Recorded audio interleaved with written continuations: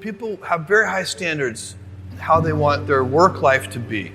And I said, look, if you can get your work life to be where you enjoy half of it, that is amazing, because very few people ever achieve that. Because the truth is, everything comes with overhead. That's reality. Everything comes with pieces that you don't like. You could be a Supreme Court justice and there's still going to be pieces of your job you don't like. Every job comes with pieces you don't like. And we need to say, that's part of it. You have to figure out how to set up your life in such a way that you can minimize the things. And I find people don't dislike hard work. What people dislike is being out of control. Like they can't control their life. They can't control their environment. This happens to me when I get overscheduled. I hate being overscheduled. I want some time to be able to think and free myself. We all have the same amount of time in the world. Nobody has more time than anybody else.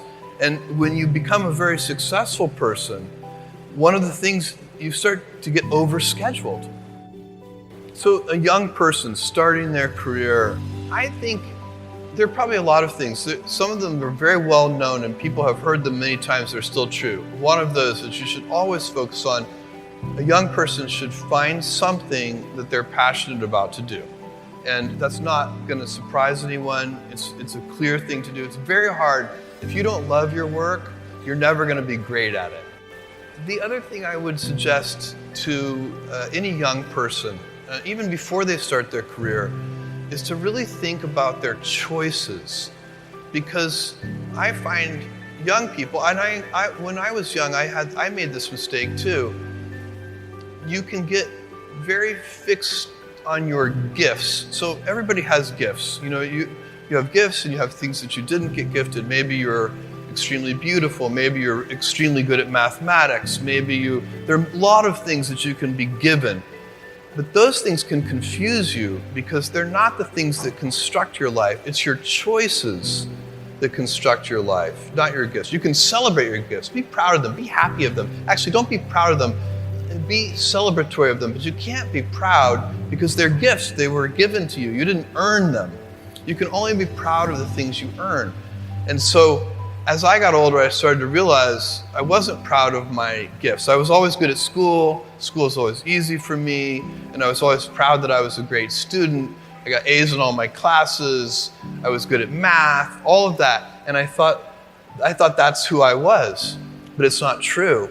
Those are the things that are gifts. What was hard for me is deciding to work hard, deciding to use my gifts in certain ways, to challenge myself, to do things that I didn't think I could do, to put myself in uncomfortable situations. We all I would say to a young person, you can choose a life of ease and comfort, or you can choose a life of service and adventure. Which one of those, when you're 90 years old, are you going to be more proud of? My advice would be the same for any kind of entrepreneur, and that is make sure that you are focused on something you're passionate about. So if you look at the early internet companies, they were started and focused on doing something that they thought was very interesting long before the internet was fashionable in any way. We are currently an underdog once again. We've been in business for 6 years, and there was exactly 1 year where we were not the underdog, and that was 1999. I like the underdog years because it makes, I liked it when all the people we hired, their parents told them they were crazy. Like that was kind of the good era. Fortunately, it's back. In 1999, all the parents were like, giving their brothers and sisters high fives. My son is working at Amazon.com. So that's a very, you can't follow the fashion when you're trying to do a startup company, or I think really anything in life. But you have to, as an entrepreneur, if you're gonna build a company, pick something you think is interesting that has the intersection of genuinely creating real customer value, and then just stay right there and let the wave catch you. Whatever it is that you want to do, there's going to be risk in your life. And risk is a necessary component of progress.